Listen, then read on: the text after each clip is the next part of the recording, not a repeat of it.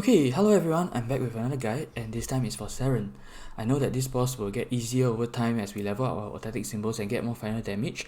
Sooner or later, parties will start one bursting her in phase 2, or soloing Seren will become a weekly thing for the super funded, and then this guide will become irrelevant. But until then, hopefully you'll be able to learn something from this guide and make your Seren run better. It will be a pretty long guide, so if you already know the basics and only want to see the tips and strategies, or if you're just looking for specific information for a certain part of this boss, then you can just skip to that section using the table of contents in the description below. With that, let's get into the guide. Okay, first of all, Seren, like Black Mage, is a 275 boss.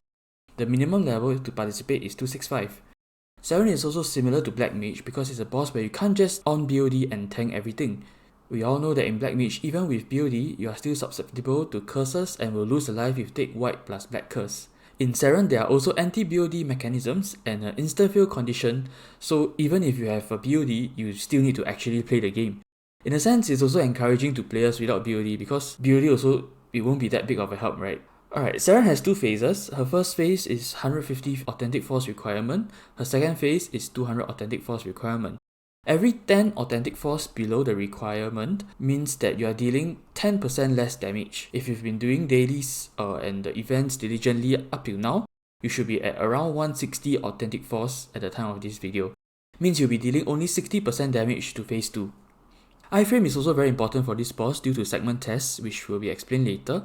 It is recommended that all members have liberated weapons or some sort of spammable iframe or curring. Having showdown or some form of untouchable debuff is also very highly recommended for this boss. It negates her dashing attack, which without the debuff would cause super knockback and make this fight a lot harder. For my ease, I'm going to just use showdown for the rest of this guide, but in actual fact you can replace it with any of the other untouchable debuffs from Mercedes or Fire Poison Mage, whatever. Okay, in phase 1, she has 126 trillion HP, 150 authentic force, and 380 PDR. You'll notice that on your screen there's this sunlight gauge. When you get hit by certain attacks, the gauge will slowly fill up. When the gauge is maxed, you will be stunned, and for the duration of the stun, your gauge will remain at 0, means you can't get more gauge while you're stunned. However, you will not be able to potion up for the duration of the stun. Party members' healing seal will also not work on you. Using will before maxing gauge will not prevent the stun, and it cannot be dispelled as well. But Haku's Foxfire will somehow prevent the stun because Kana is just that good. Yeah. Also, over time, your gauge will slowly decrease whether or not you get hit, and finally your gauge at the end of phase 1 will carry over to phase 2. So ideally you want to end phase 1 with 0 or close to 0 gauge. Alright, now I'll cover the environmental hazards in phase 1. These are stuff that will continue to spawn even when Seren is binded. First off, we have standard meteors, which I think every single boss in Mabel has right now. These meteors, they fall straight down and completely random spots in the map, but they are rather slow, so it should be easy to dodge. If you're in dark side, these things also won't hit you. Otherwise, they deal 15% of your max HP and you'll be inflicted the blind status that causes your attacks to miss. This meteor does not add to your gauge. Second environmental hazards in phase 1 are the pillars. These erupt from the floor and their hitbox is actually slightly bigger than what it seems. If you stand in between two of these pillars, there's a pretty good chance that you get hit by both of them. The delay between the pillars appearing and the damage tick when it erupts is much faster compared to that of Black Mage phase 2's pillars. Most likely if you're trying Seren, you'll have some Black Mage experience, and it's kinda best to reset your muscle memory when doing Seren. You will most likely not dodge in time and get hit by the pillars in Seren phase 1 if you play the same way as you would play in Black Mage phase 2. These pillars, they deal 40% of your max HP, they increase your gauge, and they also inflict the blind status. Okay, that's all for environmental hazards for phase 1, on to attacks from Seren herself. The first attack is a quick and simple jab. You'll realize that Seren has this attack in both phases during the entire fight. These jabs will have different effects depending on what form she is, but for phase 1, it's just a simple 15% HP attack and it adds a little bit of gauge. The horizontal range of this jab is also longer than it seems, so don't underestimate the jab. However, you can dodge all of her jab attacks simply by ducking. The minimum time between 2 consecutive jabs is also around 2 times shorter than Black Mage phase 3's push, so you need to adjust your playstyle and attacks accordingly. For example, in Black Mage, if you can hit 5 times before preparing to duck, in Seren you should be getting ready to duck after 2 hits. Next is the dash attack. Like her jab, she does this attack across both phases throughout the entire fight. If she is showdowned, this attack literally does nothing. You can admire her beauty while she pierces through your soul. If not, then you will take 30% HP damage and get super knocked back. The hitbox of this dash attack is long but is fairly low, so if you really need to dodge it, you can up jump over the boss. The next attack she can use in phase 1 is called the omnidirectional lasers. She will emit 8 lasers in a circle around her. The lasers will show for about 1 to 2 seconds before the damage tick actually procs. So it's kind of similar to the strings in Hela where you will appear first then you will trigger. The hitbox for these lasers are actually pretty small, so they have to pierce through your entire character's head or something for your character to take damage. If that happens, then it's 50% HP damage and you will also get blinded. Getting hit by this attack does not add to the gauge. Also, another thing to take note is every time she is bound, the first skill she casts after being unbound is this omnidirectional lasers. You can use this info to your advantage by bursting until the omnidirectional lasers appear before you start dodging anything else. Finally, we have the most annoying attack from Seren in phase 1, the banana. She'll charge up for 1 second and then send this enormous yellow Hadouken thingy that looks a bit like the warrior's weapon aura, and it will travel across the entire map at the speed of a freaking snail. This banana will do 20% of your max HP every second it touches you, and it also mini stuns. Every tick of this 20% HP will also add to your gauge. So to dodge this attack, you need to either jump over the entire banana if your class have that kind of mobility, or you can just duck and wait an eternity for the banana to fully fly plus before you get up. Yeah. Okay, so that's all the attacks you need to know for phase 1. On to phase 2.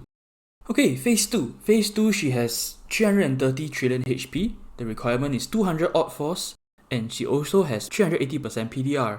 The gauge indicator now shows an outer circle of 4 different colored segments. For easier reference purposes, and also because I'm very used to saying these terms, the yellow section will be referred to as noon, the orange section will be referred to as sunset, the dark blue section will be midnight, and the light blue/purple section will be dawn. Each segment, Seren has a different form and her attacks will inflict different statuses. The outer circle is the same for everyone, and it will tell you what form Seren is in and how long it is till the next phase. The yellow circle in the center is the individual sunlight gauge. It works the same way as it did in phase 1. Certain attacks will add to the gauge, certain attacks won't. When it's filled up, you get stunned, can't port, can't get healed. As mentioned earlier, you will start phase 2 with the same amount of gauge you ended in phase 1. The only difference is that for most part of phase 2, instead of your gauge slowly decreasing, it will slowly increase. Even if you perfectly dodge everything, you will passively gain gauge. I'm guessing the frequency for this passive gain is based on how much gauge you already have, but I'm not 100% sure. Luckily, the passive sunlight will not proc your gauge. Means it will slowly fill the gauge until it's full, but you have to actually get hit by something that gives sunlight in order to gauge. Yeah. The only exception is during midnight, where the sunlight gauge will rapidly decrease instead of increase. Your sunlight gauge will decrease until it reaches 0 or until midnight is over. Also, anytime anyone in your party gauges in phase 2, the midnight gauge will get reduced and the current gauge that you are in will be increased. You start phase 2 with roughly around 2 minutes of noon, 2 minutes of sunset, 1 minute of midnight, and 2 minutes of dawn. And here's the important part. When the midnight gauge runs out, it is considered an insta-fail, and everybody will get sent out regardless of lives, gauge, whatever. So this is the reason why you can't just face tank all her attacks with POD and hope to clear. Unless you are like Omega overgeared or some shit. Or maybe in 1 to 2 years time when everyone's odd force is high enough, then maybe you can. But anyways, the whole point of this guide is to help you understand how to fight the boss. If you're looking to just face tank all the attacks and steamroll the boss, then you wouldn't be here in the first place, right? Yeah, so anyways, it's pretty obvious that this boss is designed to punish you if you tank too many of her attacks. But the good thing is, there is also a reward system whereby if nobody gauges at all for an entire segment that is not midnight, so i.e. to say noon, sunset or dawn, plus nobody gauges from the segment test of that segment, then the party will regain a little bit of midnight gauge. For this, you don't have to actually pass the segment test, you just have to make sure no one gets gauged from failing the segment test. Basically, just iframe smile. Okay, however, there has been occurrences where no gauge was popped for an entire segment, but no midnight gauge was regained as well. Maybe it's due to a lag or bug or I don't know what, but yeah, just know that there's a chance that you won't get rewarded with the midnight gauge regain. But if you proc the sunlight gauge, that one 100% confirm will reduce midnight gauge. This one is no chance one. Confirm 100% plus chop, your midnight gauge will be reduced. Okay. Moving on, we now come to the topic of segment test. What exactly are all these segment tests that I've been saying? Basically, at the end of every segment before the next segment begins, Seren will cast a full map attack. She will summon 7 beams of light across the entire map, and one of them will be shorter than the rest. As of the most recent change in Maple Sea, they say the leftmost and the rightmost beam of light can no longer be the shorter one. So only one of the 5 middle pillars of light will be short. And this is basically the test lah. In order to pass it, everyone in the party has to crouch under the shorter beam of light. As long as there is one person who is dead or not crouched under the correct spot, the test is considered failed and everyone will be hit for 1000% of their max HP. On top of that, they will also receive 1 gauge proc, but without the stun. The gauge procs due to failed segment test will also reduce the midnight gauge. So if the entire party fails the segment test and nobody's on iframe, you will collectively lose midnight gauge equal to 6 people gauging, which is a lot. This is why at the start I emphasized that having iframe is very important for this boss because of this segment test. This segment test is also very buggy, sometimes clearly everyone is already crouched under the safe spot, right? But the game still registers it as a fail, thanks next one. Identifying the correct safe spot, making your way there, need to press down, all in such a short period of time before the screen whites out, and you still have to hope that the game doesn't fuck you over. That's why as much as possible, I really recommend everyone to just iframe the test. In KMS now, however, they have changed it such that you don't have to duck anymore, so in a sense it's a bit easier, but for our server until that change comes, I feel it's really not worth risking gauge to try and do the test lah. If any of your party members don't have iframe available for test, right, I would suggest everyone who has iframe just use iframe while participating in a test. That way, right, even if your party fails the test, the people who have iframe, they wouldn't die and wouldn't gauge. Ethereal form will prevent you from dying if your party fails the test, but you will still get the gauge proc. So for mages, try to exhaust your other iframes before trying to do the test while in ethereal form. We have confirmed that you can still pass the test under iframe as long as you are crouched in the correct spot. Best is to use Ion for this because you can literally press Ion even when you're ducked. On the other hand, certain iframes like curring, you can't crouch, so it defeats the purpose of attempting the test while under iframe. Of course, you also can just pangse your party member, whoever no iframe, just let them die. But honestly, it wouldn't feel good, so at least just try because you're invulnerable anyways. Even if you fail, then it doesn't harm you, right? Also, when she casts the animation for this segment test, right, she will remove any existing debuffs on her. Case in point, Showdown. Hence, it is the debuffer's job to make sure that Showdown is reapplied at the earliest possible moment during the next segment. There has also been occurrences where Seren casting the animation for the segment test cancels the animation of the attack she is currently using, and then anyone in the hitbox of whatever attack she was using will get hit. The thing is, when she animation cancels her attack, she loses the Showdown buff, and when her attack hits, it registers as the boss not being Showdown. So an attack like her dash, which normally would be safe, suddenly will super knock back you. So for this reason, it is advisable to stay away from her when the segment is coming to an end, really far away. She's also invulnerable during the segment test, so in case you are planning on Ion plus bursting through any segment, that's not gonna be the most optimal way to dish out damage. Okay, now we're gonna talk about each of her 4 different forms during phase 2. I will go through the environmental hazards first during that form, and then talk about attacks from Seren herself afterwards.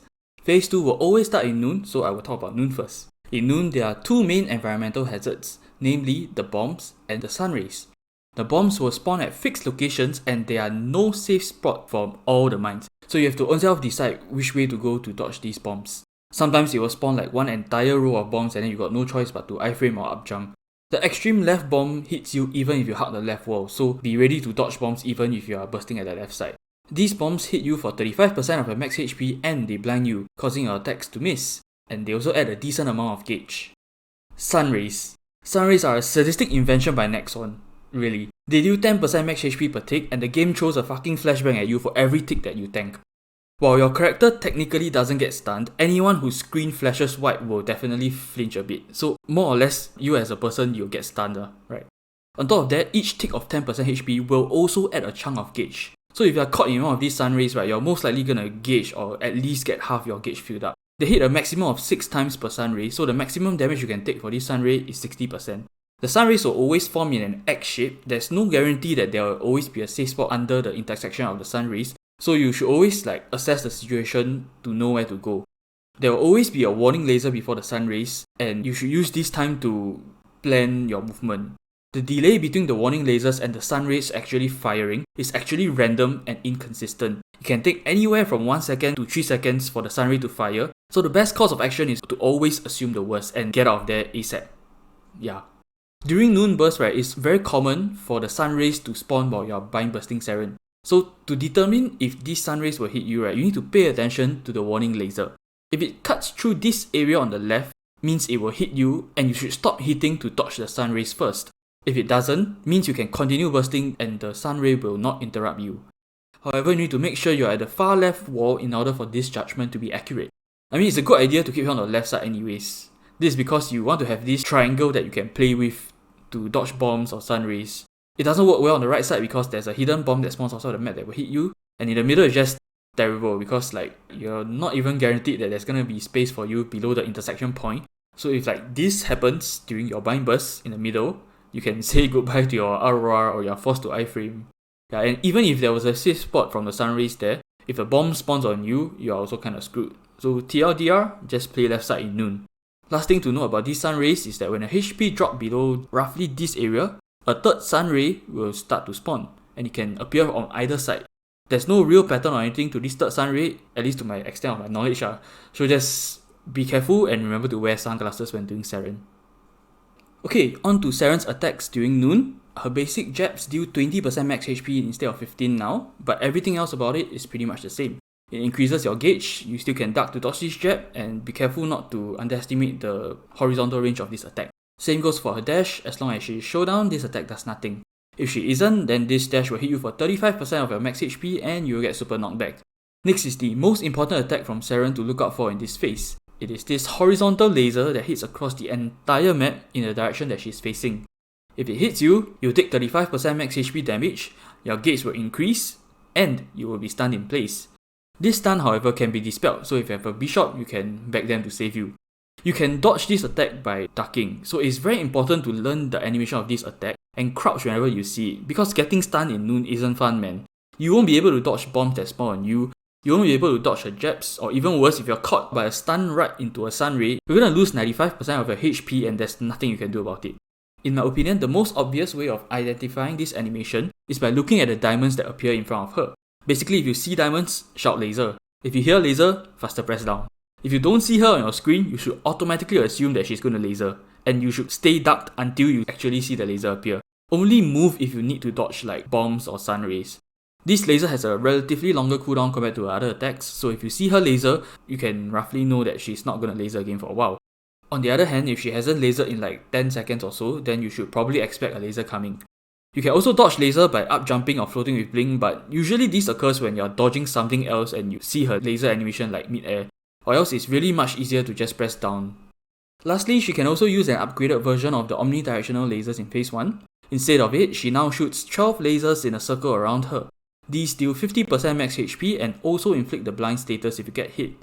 Getting hit by this attack doesn't add to your gauge at all, just like phase 1. If you bind her in noon, this is also the attack that she will always use first when unbound. So you can use this knowledge to your advantage when bind bursting in noon. Okay, that's all for noon. Now let's move on to sunset. Sunset is probably the only phase where you really will wish you had a BOD, but honestly, if you're not greeding super hard for damage, or if you don't get like super bad hazard RNG, it should be pretty manageable lah. In sunset, healing efficiency is reduced to only 20%. This means that every time you press your power elixir, it will only heal you for 20% of your max HP. This applies to Bishop's Fountains and every other healing skill as well. In sunset, there is also a passive damage over time of roughly 1% HP per second, and this damage I think is reducible by normal damage reduction skills such as Magic Guard. This is cause I see like different characters taking different percentage ticks, and usually the majors take like almost 10 times lesser, so that's what I'm assuming lah. Okay, the first actual hazard in sunset are the meteors. These meteors will spawn all at once in one row and then they will fall at varying speeds. It should be fairly easy to dodge these if you pay attention to them and just don't anyhow jump without looking. You can also just AFK between two meteors and wait for them to both land. If you touch them, you take 40% max HP damage, you gain some gauge and you will be sealed for a brief moment. Dark side will prevent the damage taken, but it will not prevent the gauge, meaning you will still gain gauge if you dark side and touch these meteors. Next are the pillars that fall from the sky. The delay for these pillars in sunset feels slightly longer than the pillars in phase 1, so you have a little bit more time to dodge these pillars. If you don't dodge, then these pillars will hit you for 90% of your max HP and also it will increase your gauge.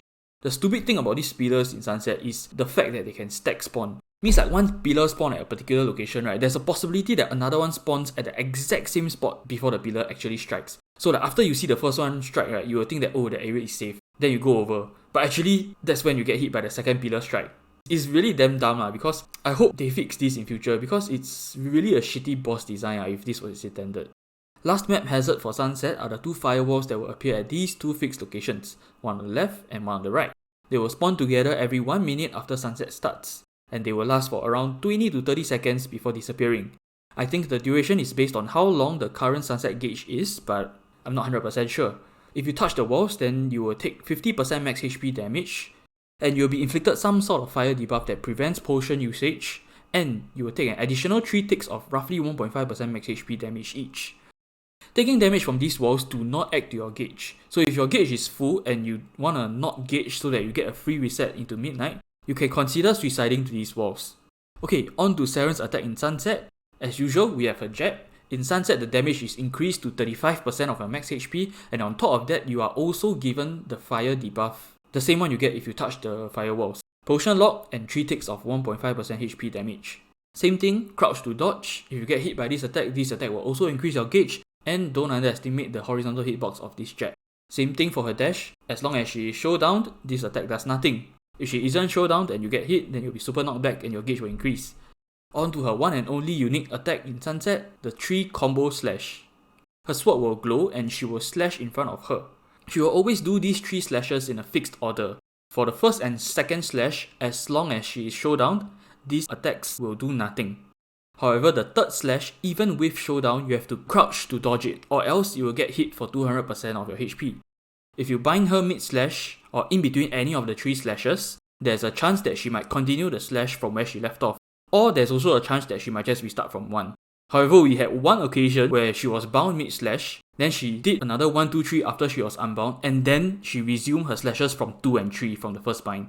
Hence, I will highly recommend everyone to be able to distinguish the individual slashes, especially if you are planning on binding in Sunset. It's actually very simple, you just need to look at the glowing white sword when she is charging the slash. When the white sword is straight up, that's 1. When the white sword is held diagonally, that's 2. And when the white sword is held horizontally, that is her third slash that you need to duck. If you need to suicide to prevent gauging, you can also consider suiciding to a third slash because it doesn't increase your gauge as well. Means you just don't duck, go in front of her and just tank it like a man. Yeah, it will be a very quick death for sure. Okay, that's all for Sunset. Small thing to take note. About 1 to 2 seconds before the segment test starts, all existing summons from Seren will disappear. So you can take this as an indicator to disengage from her so that you don't get cucked by her animation cancelling. Congratulations, you have now made it to midnight, and any existing sunlight gauge you have should rapidly decrease now. Midnight is also the easiest phase because nothing here adds to your sunlight gauge. Her attacks are fairly weak here and it's a good time for you to catch a breather and just freely DPS her. In most cases, you can just tank everything and hit her and your potion should come off cooldown before you need to use it again. For information's sake, I will still go through the environmental hazards and attacks in midnight, but actually there's only one environmental hazard which is these small puddles of water that will spawn. They deal 15% of your max HP and yeah, that's it. They don't inflict any sort of abnormal status. As for Seren's attacks, her jab only deals 10% here, and same as her other jabs, you can duck to dodge it. However, I really wouldn't recommend you dodging her attacks here. It's better to just continue DPSing. Her dash is the same old thing. As long as you have showdown on her, the attack does nothing. If she isn't showdown, then the dash will super knock back and deal 50% max HP. Her only other attack here is when she raises her sword and pushes everyone away from her. This is the most painful attack in midnight, dealing a whopping 20% of your max HP. Actually, the annoying part about this attack is actually the fact that it blinds you, so it kinda reduces your DPS for a couple of seconds due to all the misses. Yeah. Okay, so that's all you need to know for midnight, and I hope you are ready for dawn, because dawn is, in my opinion, the most chaotic part of phase 2. If not organized properly, it can be a shitstorm for everyone. So I'm just gonna say it now so that I don't have to repeat myself for going through the attacks later, but every single attack in dawn will increase your gauge.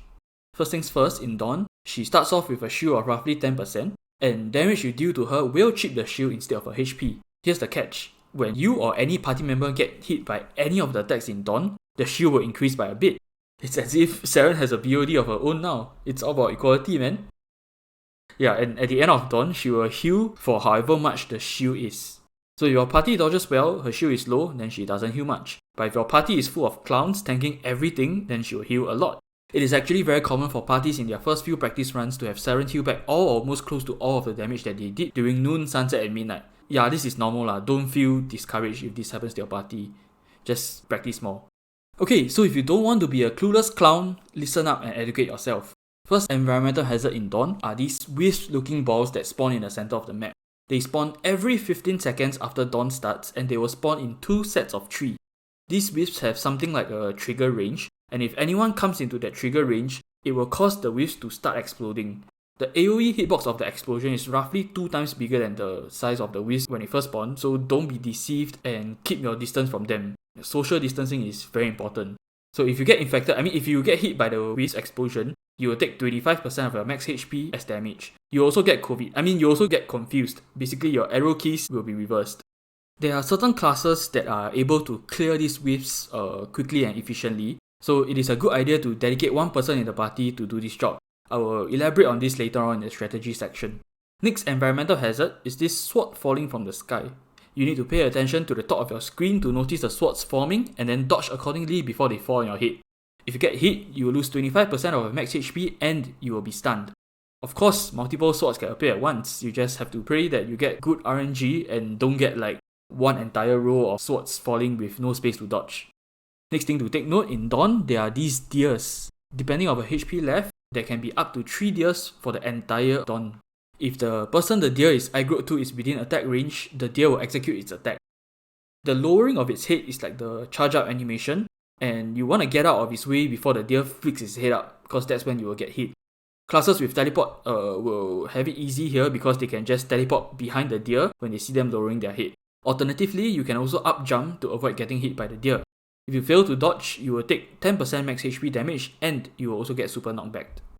This next attack is kind of a hybrid. Seren will summon a crab on the floor in the direction that she's facing, and then the crab will continue moving in that direction, and every 2 to 3 seconds, the crab will blast the area on top of it. Anyone caught in the area will take 35% max HP as damage and will also get super knockback. The crab will repeatedly do this until it is completely out of the map. Even if a portion of the crab is out of the map, the crab will still attack one last time before it fully disappears. So be careful and make sure the crab is fully gone before you want to hug the wall. The other attacks from Seren herself are the ones that we are already familiar with.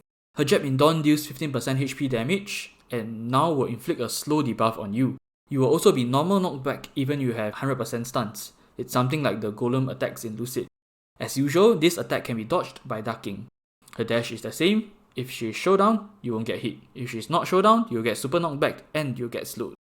Alright, that's all the technical information you need to know for Seren. When Dawn phase is over, it'll be noon again and the cycle repeats until either she die or you die. If she dies first, then congrats, you clear. You are guaranteed a Mitra's Core gemstone. Everyone in the party will get one that only they can see and loot, and when you double click it, you will get the Crest of Solar skill. This skill is literally like a spider in the mirror except it follows you around. Lol. If you are super lucky, then you might get a chest which you can choose 1 of 5 Mitra's Rage to receive. It is the emblem in the Dark Boss accessory set and it is categorized into the 5 main jobs: Warrior, Bowman, Magician, Thief and Pirate. Sadly, there are none for beginners. Maybe they'll release one in future, I don't know. Okay, from here onwards, I'm going to go through the strategies for the fight as well as some of the personal tips I have from my 4 months or so of practicing this boss. First of all, qualifications. When should I start looking for a Seren party, or how strong does my party have to be in order to down this boss? Well, according to Namu Wiki, they suggest that a party of 6275 with 160 odd force needs to be roughly 67 floor dojo in order to clear. But this is for KMS lah. In Maple Sea, we got Kana, we got Lucid Binds, so definitely the standards can be lowered. Our bind burst is definitely much stronger than KMS ma. Party composition also matters a lot. Burst class will definitely do better than constant DPS classes. So like Adele, Hoyang, Arc, Night Lord, Hero, you can be 1 to 2 floors lower than your party members, but you can still contribute as much in terms of DPS. When assembling party for Seren, you definitely want a Kana and someone to apply the untouchable debuff.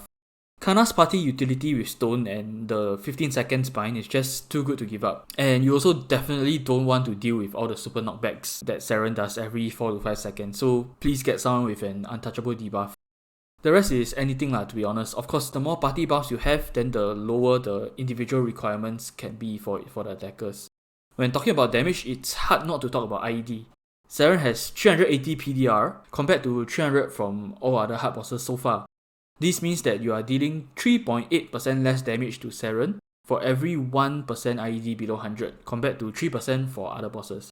It's not that big of a difference, but if you are still running 92 or 93% IED in 2022, I suggest you re-optimize your WSE. One good way to test to see if your party is ready is using the phase 1 burst as gauge. If the entire party's full burst with Stone and Lucid plus Kana 15-second bind is not enough to bring her below like 25%, then I think maybe your party needs a little bit more damage or a little bit more levels. Okay, on to the actual battle strategy. Phase 1 should be fairly simple. Have your Kana charge Stone outside, enter when it's fully charged. Lucid bind, then followed by Kana bind. I always advocate Lucid binding first because if the Kana binds first, then it means that one of your attackers have to stop attacking to Lucid bind. And not every attacker class can be okay with that lah. Like maybe some of your attacker classes, they will have key down skills and whatnot, then they have to let go just to purposely bind, whereas the Kana, even while DPSing, they can quickly chain into the foot bind very smoothly. If your party is struggling with damage, you can also turn on Ion while bursting. This prevents all the blinds from reducing your DPS. And if you have a BOD, you can also use the Oculopod to get rid of the blind whenever you get hit by meteors, pillars, or her omnidirectional rays. Either way, burst until she's left with maybe like 5% of her health and then disengage. It's best for your party to come up with a fixed phasing time so everyone can OT clear their gauge and stay clean until everyone is ready to phase. So you want to enter phase 2 with every skill available, right? So for example, my party, we enter at 2700 and we make sure not to use any skill that exceeds 3 minutes CD for the first phase burst. You can even put in extra effort to proc your Genesis weapon's final damage buff by poking her once at around 2800 so that it will be up when you phase into noon for the first burst. If you dodge well in phase 1 and you have relatively low gauge, then you can just stay clean for the entire phase, continue dodging, and whatever sunlight you have will decrease over time. However, if you have more than 25% gauge, then my advice is to go and purposely get hit until you have roughly 85 to 90% gauge. Remember that meteors and her omnidirectional lasers do not add gauge in phase 1, hence the easiest way to gain gauge is just to stand on exploding pillars. Wait until it's roughly 15 seconds before your phasing time, then go and eat the final few pillars and proc your gauge. When purposely procking your gauge, try to do so when you are far away from Seren, or let's say you just saw her throw a banana in the opposite direction, because you want to avoid dying to damage for the duration that you are stunned while procking the gauge. So try to get stunned in a safer place. If you are Kana, then you can just wait till Foxfire is up, then use your wheel and then go and tank the pillars. Then when your gauge procs, Foxfire will block off the stun from the gauge. Easy game. Once everyone has cleared their gauge, Kana small bind and finish her as a party. You want to avoid the exploding pillars while doing this so that you start P2 with a gauge as low as possible. If your party has more than one Lucid bind, you can also throw one Lucid bind here to follow up. In phase 1, sometimes you find yourself having to duck to deal with the banana and then a pillar spawns at the exact location you are crouching. For this, if you have teleport, you can normal attack while ducking and then teleport while in the crouch attack animation. You can also go and experiment to see which of your attack skills can be cast while holding down to proc the poking animation. For example, I play Kana, so I know that down plus Shikigami Haunting will do the trick, so I use that instead of a normal attack. If you don't have a skill that you can use while ducking to proc the crouch attack, then you have no choice but to bind the normal attack key to something you can reach easily. For non-mage classes, I don't know if there are other classes that can also do this, but for Striker, I can do this with relative ease. So yeah, come play Striker. Yeah, it's good. Okay, moving on to phase 2. Actually, before your party even attempts a run, I think it's very important to decide your burst timeline or burst cycle. This is so that everyone can sync up their burst together with the Kana Stone and binds and deal maximum damage. So usually you want to choose between a 3-minute or 4-minute cycle. For 3-minute cycle, your main bursts will always be the start of noon and the middle towards the end of the sunset. Technically, it's like a 3.5-minute cycle because stone cooldown is slightly longer than 3 minutes and in the middle of sunset, you might dilly-dally a bit before binding. So classes with like 3.5 minutes CD burst can also use the 3-minute cycle. For 4-minute cycle, your main burst will be first noon, first midnight, second sunset, third noon, and third end of sunset or third midnight.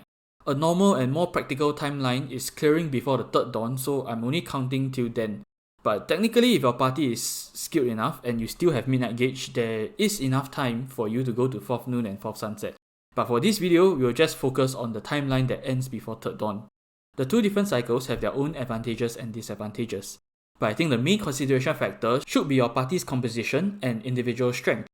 For example, if you have an 80 floor dojo arc in your party and the other attackers are like 60-ish, then even if they are all 3-minute CD classes, obviously you want to go the 4-minute cycle just to cater to the carry's burst timing. However, if everyone is of like equal strength and only like one class has a 4-minute burst cycle, then maybe it's better to do the 3-minute burst cycle, because you have one extra burst compared to the 4-minute burst cycle. Plus, by the second or third cycle, normally your noon and sunset gauges will have been extended due to gauge procs, so you might get to use your 4-minute burst skills a second time. Even if you burst slightly later, you'll still be benefiting from stone because it lasts for more than a minute. The only downside is that the boss isn't binded. Also, if you do a 3-minute burst cycle, the stone from the mid to end of sunset will carry over into midnight, which is the free DPS space. So you are getting stone for the burst, and it is also boosting the chip damage that you will deal in midnight. However, there is also a downside to 3-minute burst cycle, which is bursting in sunset is always kind of monka as you have to deal with all the stupid pillars, and most likely the firewalls will be up when you are looking to bind. It's definitely not as comfortable as bursting in midnight. Also, the 4-minute burst cycle will allow you to use Lucid Bind 3 times in total in one entire cycle, whereas the 3-minute burst cycle only twice. Okay, so TLDR, 3-minute cycle pros and cons, 4-minute cycle pros and cons. Pause and read if you want, or screenshot is up to you, but I'm moving on. Okay, so regardless of 3 or 4-minute cycle, you will definitely be bursting the moment you go into phase 2. Other than the person in charge of showdowning, everyone else should be prepared to hold down to dodge a laser. This applies not just for entry into phase 2 but also when dawn ends and the next noon starts. Once loaded into the map, the Kana should teleport to the left side, curl ring and charge stone. Everyone else go all the way to the left and wait for her to dash to the wall. Once she's at the wall and stone is max, proceed to Lucid Bind and then burst. Now, sometimes Sunray will aim at the bottom left corner. I already went through how to determine whether or not you'll get hit, so if you skip that portion of the video, too bad for you. But if a bomb spawns while I'm bursting and I have no iframe, should I tank the bomb or should I stop bursting and dodge the bomb? Well, my answer to this question will depend on your party's progress. If your party has no problem surviving until third dawn, that means that your party lacks damage, and my answer will be to tank the bomb and continue bursting. Remember to all-kill pot or use hero spill to get rid of the blind from the bomb so that you don't lose DPS. However, if your party is running out of midnight gauge, which should be the case for most parties that are just learning, then my answer will be to stop bursting first and dodge the bomb. Your party's practice progress, right, should be prioritizing on making it to third dawn first, instead of just keep pushing for damage and trying to clear before you run out of midnight gauge. I mean, you can technically do that also lah, but I think the former way is a better learning experience. Okay, so when bound, you want to continue bursting all the way until she uses her omnidirectional lasers. The moment you see these lasers, stop attacking and be ready to duck. A very common mistake that newer parties make is that they just keep on bursting after she's unbound. It's like they don't give a fuck about her attacks, they don't give a fuck about their gauge, and if you play like that, you are bound to finish your midnight gauge very quickly. So what you want to do instead is now pretend you are in Black Mage phase 3 and that you have to duck and wait for him to push before you attack. Except that it's Seren and not Black Mage, and you wait for her to jab instead of wait for him to push. It is very important to know by heart which of her attacks do not give you gauge so that you can safely hit her during the animation of these attacks. In Noon, the omnidirectional lasers and her dash are free hit timings. But don't get too greedy and start AFK attacking when you see her cast these animations. This is a very bad habit that I myself am guilty of, and instead what you should do is once the animation is complete, wait for her next animation. Don't just keep attacking. If you lost focus or if you can't see what she's doing, duck first. Once you figure out her attack, then you move accordingly or attack accordingly. Experiment for yourself to see how many attacks you can squeeze in between her jabs. Needless to say, you need to dodge bombs and duck when she lasers. If your party is struggling with damage, or if you just want to contribute more, you can also switch to another seed ring for Sunset Mine whenever you are done bursting for Noon. It's also completely okay to just duck and dodge stuff if you're not comfortable at the start. As you practice more, you'll feel more at ease squeezing in your attacks between her animations.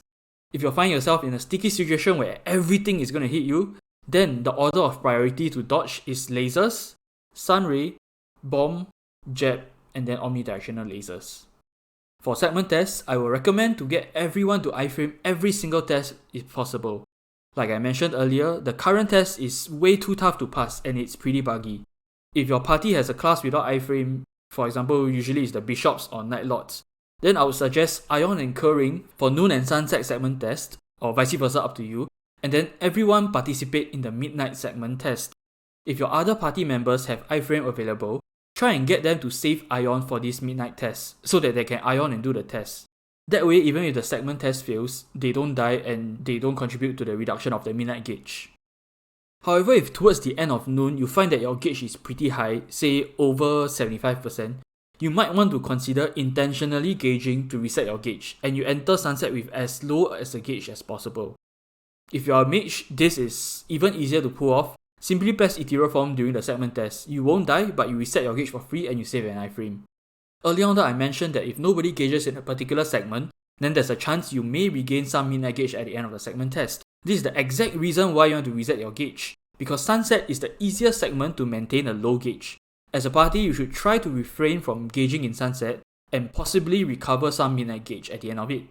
As you do more practice runs, you will get an idea of how well you're able to dodge in sunset, and you'll be able to judge for yourself whether or not you should reset your gauge before entering sunset. Okay, next, the moment it's sunset, reapply showdown. If you're on 3-minute cycle, Kana should small bind immediately. Based on my experience, the first few seconds of sunset are the most calm. This is before the meteors and pillars spawn, so this is kinda the ideal time to dish out a mini burst with your weaker seed ring. You can also buff anything that has a cooldown of 90 seconds or less. If you're on a 4-minute cycle, you can Lucid Bind and chain it with Kana Big Bind so that you get more of this mini burst. In my opinion, it's okay to bind her mid-slash as long as you can distinguish her 1, 2, 3 slashes. If you didn't watch the entire video, I went through earlier how to distinguish the 3 slashes. You can go back and look under Sunset Seren attacks if you need to. Remember to call out the slashes and duck on every third slash. Immediately after she is unbound, remember to change back to your main seed ring so that you have it ready for the big burst later on. This is assuming you swap for the mini burst, if not then never mind lah. Okay, sunset is the phase where you can deal the most chip damage. If you reset your gauge in noon, or if you entered with relatively low gauge, you can afford to play more aggressively. And this is because any gauge that you gain in sunset, right, will be reset in midnight anyways. So you can kinda go ham and just deal your DPS as long as you don't proc the gauge. Until you're like about 75% gauge in sunset, then I think you should start playing with caution. Dodge the jabs the same way you would in sunset as you would in noon, and in sunset, her dash as well as 1, 2 slashes are all free hit windows. And because there is no other real need to duck, right, you can also consider dodging her jabs by attacking her from behind, cause the jab only hits in front right? If your gauge is like 95 or like full already, then going to like 1 hit away from proccing, right, and you really don't want to gauge before reaching midnight, right, you can consider suiciding to firewalls or touchless if you still have death counts. That way you can float and experience tranquility for 35 seconds.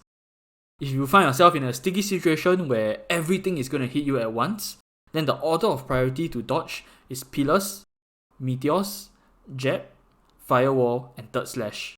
Unless of course you are very low on death counts, then the priority to dodge becomes third slash, pillars, firewalls, meteors, and jab. For 3-minute burst cycle parties, you want to charge stone when there's roughly 40 seconds left on your small bind. This is when all the skills that you use at the start of sunset will be ready again, and by the time stone is maxed, she's ready to be bound again. You want to bind her in the middle between the firewalls so that you have the most dodging options when the pillars spawn. For 4-minute burst cycle parties, it will be ideal to have your Kana start charging stone before the segment test. This is so that stone is fully charged and you can straight away bind and burst in midnight. If you can time it well, you can even curl ring to charge stone and then use the duration of the curl ring to iframe the segment test. With a bit of practice, this should be doable on the Kana. Okay, midnight. Ideally, no one gauge for the entire sunset and you get back a bit of midnight gauge here, extending your free DPS time. Nothing much for me to add, just press your keyboard harder to deal more damage. But don't get too carried away, remember to participate in the segment test at the end of midnight if you have a party member who is unable to iframe. Okay, then this leaves us with Dawn. For Dawn, I highly recommend assigning roles to everyone beforehand. Because if everyone just goes in and freestyle, her shield will be very thick, just like her thighs. Thighs. Yeah, you can tie your hands. If the boss is too easy and you want a challenge, you can tie your hands to make it harder. Yeah, that's what I said. Okay, for real though, there should be one person in charge of clearing Wisp, one person in charge of holding Seren's aggro, and the rest should try to control the deers on the other side. For now, I think the best way to play Dawn is to just dodge as many attacks as possible. This is to keep her shield low so that she heals as little as possible when it becomes noon again. In future, when everyone's authentic force is higher, perhaps dealing damage to suppress the shield will be viable, but for now, I think that engaging her will place yourself at higher risk of taking damage, and you might just feed the shield more than you actually chip off it, so it's counterintuitive, and I think it's better to just play full defensive, for now at least for now. So in order for the entire party to take as little damage as possible, or to feed the shield as little as possible, this is the strategy that I suggest. Upon entry, we apply showdown as usual, and then the person in charge of holding Seren go to the side Seren is nearer to, then the rest go to the opposite side. If Seren and the deers are both stuck together, everyone should go to the other side that is empty. Seren will then reach this side before the deers because she can dash. When Seren does that, then the 5 other members quickly go to the other side and stall the deers. At the same time, the Seren aggro will try to take control of Seren. The party will be split into 3 groups and everyone must be on the same page. Ideally, one of your party members should also keep track of the wisp timing. Voice out to the party when the next spawn is, and roughly 2 seconds before that timing, everyone must be at either ends of the map. You don't want to be caught in the center of the map when the wisps are spawning because they will just explode on you and you'll have minimal time to react. Once the wisp spawn, the designated wisp clearer waits for both sets of 3 wisps to spawn and then clears them all. It is very important that no one else interferes with the wisp clearing during this period. Don't go and hand itchy go and pop one wisp just because it's in front of you. Don't. Just trust your teammate to do the job for you. This is because if you trigger the wisp to explode, you can get out in time because you know when you entered its proximity. You know when it will roughly explode. But your teammate from the other side doesn't know. If you trigger the wisp to explode and just nice the wisp clearer comes into the explosion radius, then congratulations, you have just successfully suboed your teammate. Instead, if you feel like it's taking him a while to clear the wisp and you see the wisp approaching you, just jump and hold blink to float. You'll be able to buy your wisp clearer another 5 seconds or so for him to clear the area before you land on the floor. However, if by then he still doesn't clear the wisps, then you probably need a more efficient wisp clearer lah. What can you do? Once the wisps have been cleared, then the group of people on the other side of Seren will then move towards the middle. Their goal is to throw their body at the deers and prevent them from reaching either ends of the map. 2 seconds before the next wisp spawn, they will go back to the wall and wait for the wisp to spawn and the clearer to clear before they do the same thing in the middle again. In the case where Seren dashes towards the center, the group of people controlling the deers should immediately jump to the wall and duck, and this will increase the likelihood of Seren dashing back to the corner where she was. If Seren dashes towards the group of people controlling the deer instead, then both sides will swap places. However, if any of these movements occur when the wisps are about to spawn, then keeping clear of the wisps takes immediate priority.